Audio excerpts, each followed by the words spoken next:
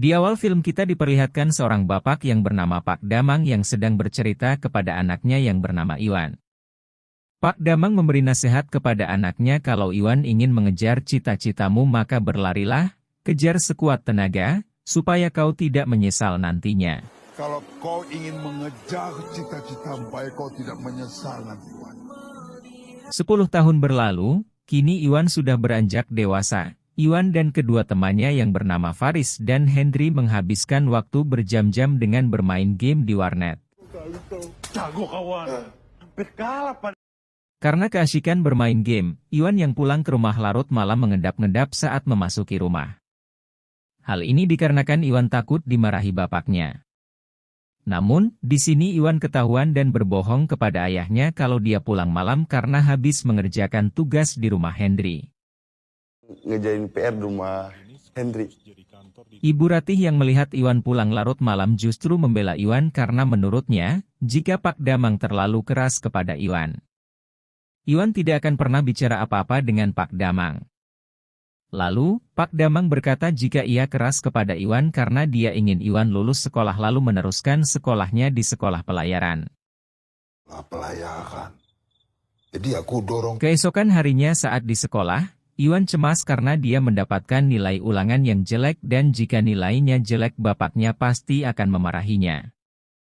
Beruntung ada salah satu siswi cantik yang bernama Marina, dia terlihat sangat peduli kepada Iwan.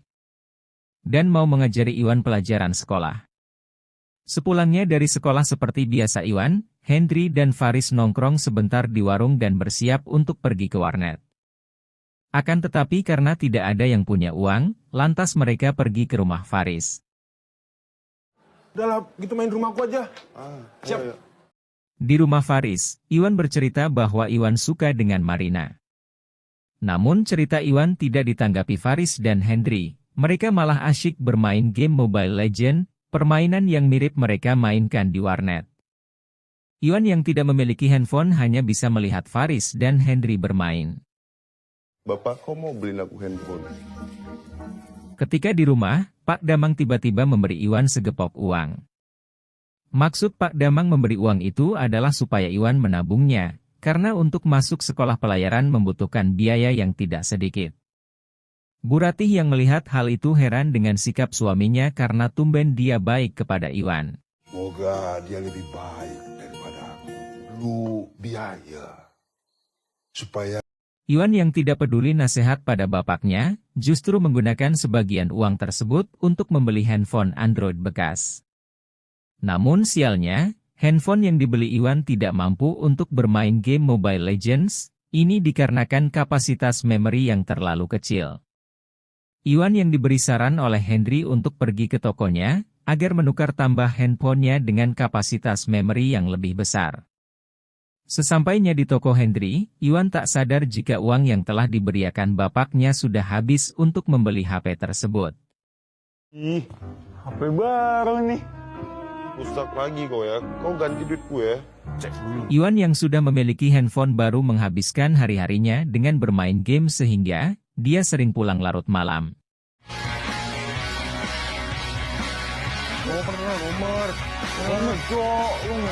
Suatu hari Pak Damang memergoki Iwan yang pulang larut malam.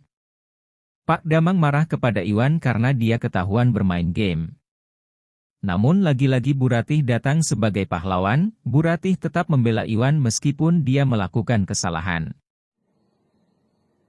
dah kau urus tuh anak tuh. Jangan. Di kamar, Iwan yang mencoba fokus untuk belajar malah tergoda untuk bermain game bersama teman-temannya.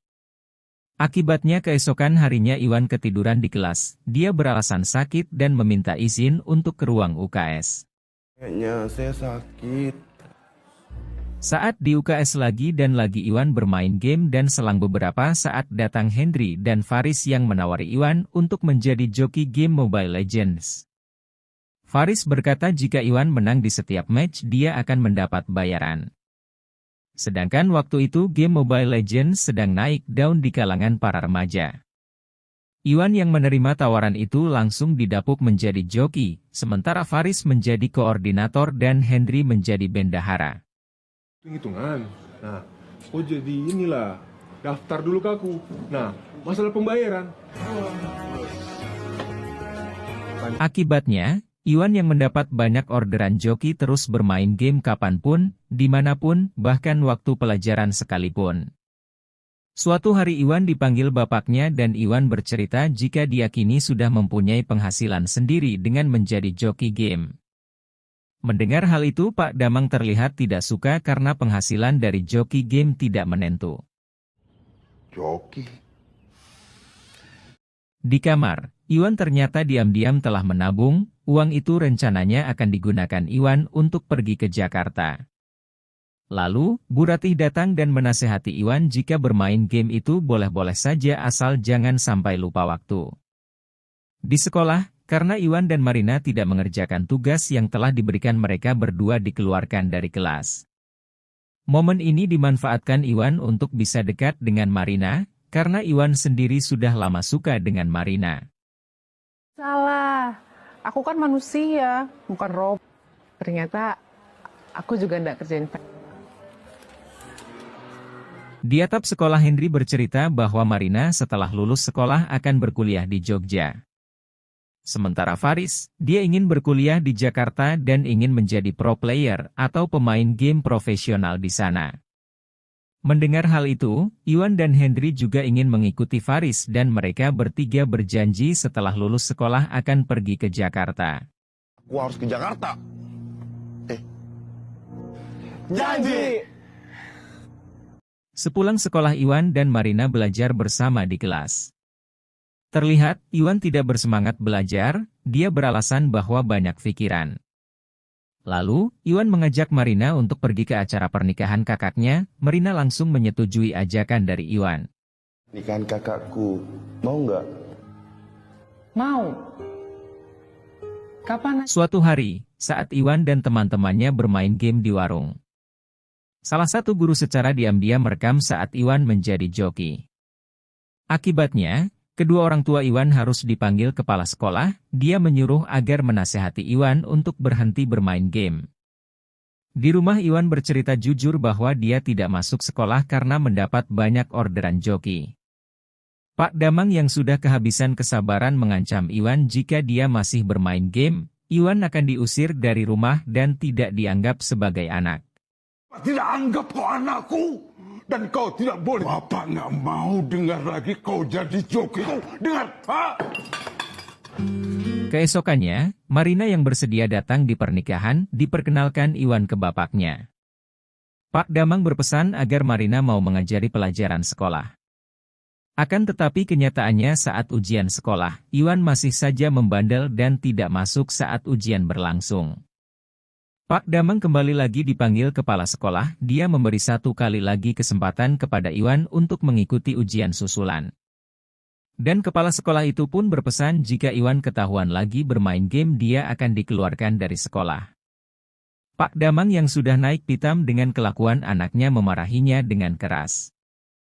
Namun Iwan justru melawan dan tetap kekeh ingin pergi ke Jakarta dan menjadi pro player. Kau ini mau sekolah pelayaran. Kau tetap di sini. Bapak, bukan mimpi Iwan. Boleh tinggal di sini lagi. Iwan yang diusir dari rumah kini menumpang tinggal di rumah Faris. Di rumah Faris, Iwan tidak bersekolah, dia hanya tidur dan bermain game saja. Sampai waktu kelulusan sekolah pun tiba. Iwan yang tidak mengikuti ujian akhir sekolah harus menerima jika dia tidak lulus sekolah. Di sisi lain bapak Iwan yang sakitnya semakin parah dibawa ke rumah sakit. Dan dokter pun berkata jika bapak Iwan telah tiada. Kakak Iwan tiba-tiba datang ke rumah Faris, dan dia memberitahu Iwan bahwa bapaknya telah tiada. Iwan yang tidak kuasa mendengar hal itu langsung berlari untuk menemui bapaknya di rumah sakit. Di setiap langkah, Iwan menyesal karena ketika bapaknya masih hidup dia selalu membantah semua nasihatnya.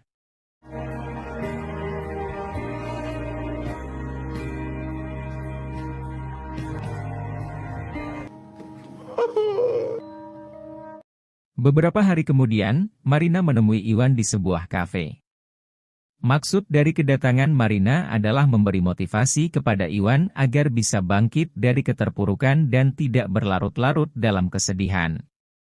Namun, Iwan justru berkata untuk menjauhi dirinya karena dia sudah rusak dan ada yang lebih baik di luar sana. Kamu baik, kamu pinter. Suka lihat Iwan yang semangat kejar terus mimpi kau ya Wan. Singkat waktu malam pun tiba. Saat makan malam bersama tiba-tiba ibu dan kedua kakak Iwan mendukung penuh cita-cita Iwan untuk menjadi pro player. Karena memang tidak ada pilihan lain, sekolah pun tidak lulus dan menjadi pro player memang harus difokuskan. Hingga akhirnya sampailah Iwan di Jakarta. Iwan mencari alamat tim e-sport yang menaungi pemain-pemain game berbakat. Sampailah Iwan di GH atau disebut Gaming House di salah satu tim yang bernama Galaxy 9, Iwan disambut baik di sana. Namun baru beberapa hari bermain Iwan harus menerima pil pahit karena timnya bubar karena masalah finansial. Suatu malam Faris yang mengetahui kondisi Iwan jika timnya sudah bubar, menawari Iwan untuk bergabung bersamanya di tim EVOS. 4 bulan berlalu Iwan yang sudah bermain lama di tim EVOS mendapat kesempatan untuk menjadi pemain utama serta ikut dalam turnamen Mobile Legends dunia yang bernama M1 yang diselenggarakan di Malaysia tahun 2019. Sebuah pertandingan dunia yang memperebutkan hadiah senilai 3,5 miliar rupiah. Iwan beserta timnya berusaha dengan keras memenangkan semua pertandingan. Dan hingga akhirnya Iwan dan tim EVOS berhasil menjadi juara dunia. Dan berhak membawa pulang hadiah utama. Kini Iwan bisa membuktikan bahwa sebuah hobi bisa menghasilkan rupiah dan mampu mengharumkan nama Indonesia di kancah internasional. Di akhir film, ibu Iwan dan kakaknya tersenyum bangga melihat Iwan karena dapat meraih mimpinya.